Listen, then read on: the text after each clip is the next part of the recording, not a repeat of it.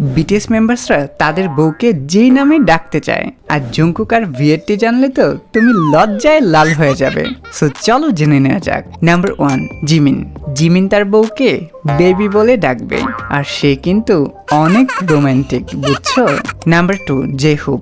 জেহুপ তার বউকে আদর করে ময়না পাখি বলে ডাকবে। Number 3, V. ভি তো তার বউকে অনেক ভালোবাসবে, আর ভালোবেসে জান বলে ডাকবে। কি ভি যদি তোমাকে জান বলে ডাকে কেমন লাগবে তোমার? Number 4, RM.